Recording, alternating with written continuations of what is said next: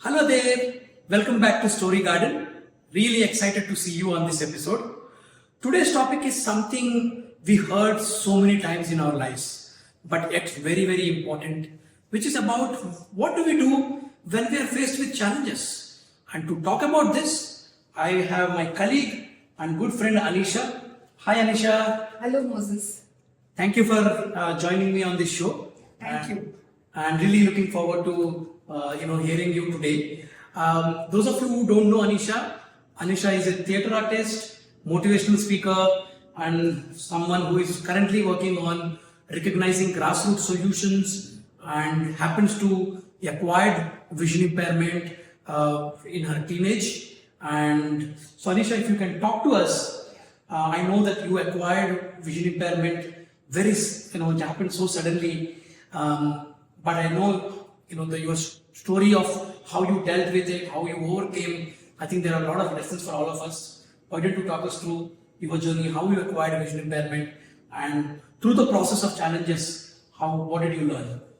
Yeah. So I was born as a person who didn't have any kind of disability, and later when it was my 10th standard, when I was giving my final board exams. At that point of time, on the last day itself, I felt unconscious. And then what happened is that the moment I woke up, the very next moment, I realized that I could see anything. Everything was very blurred to me. So I just was in a panic mode, asking my parents around, my relatives around, what's wrong with me and everything. Then they started to say that the doctors finally come and pronounce that she has a condition called optic atrophy, which is a degenerating condition, and it's going to stay lifelong. And so this was something which was had taken us all aback, not only me, my parents, my family people, and we have never faced or come across anything like a subject called disability.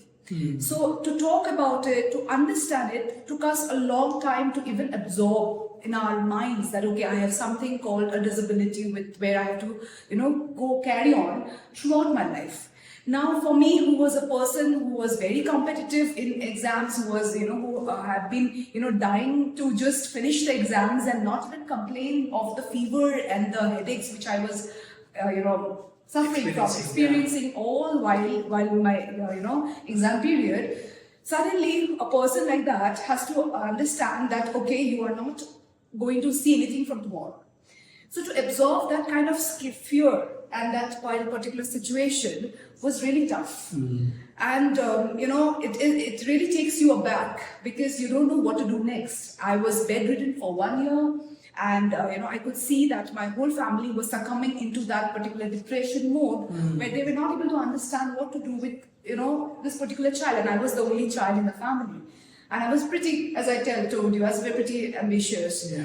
But I saw that this is actually taking me aback. I was lying there on the bed and I could see my friends and everybody going ahead in their life. People who did not have much ambitions also were doing really well in their career. So I could see that. So I just said, no, this is not the way you should be. Enough of lying on the bed. Let's take one step ahead. Let's see what's going to happen. Maximum to maximum, I'll fall down. Yeah. I will just fall down. I'll get hurt. Okay. Better, not to do anything. Yeah. So that's where I just, started walking step by step. My families were, as usual, very protected. But, I made that attempt to walk on a daily basis, to walk step forward, next to go out of the house slowly. This particular action gave not only me, but the whole family a lot of confidence. Yeah. It boosted them up. So I could see that support system becoming much more stronger.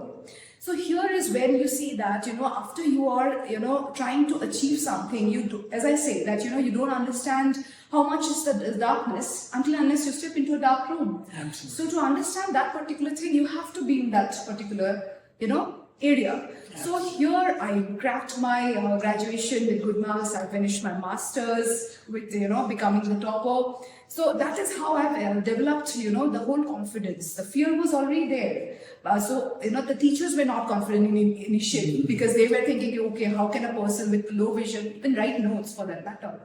But I gained, my personality was such that I had to prove I was a very as I said, I'm again repeating, I'm a very ambitious girl, so I had to prove them. So they also started gaining confidence in me, the teachers, the principal of the head of the department.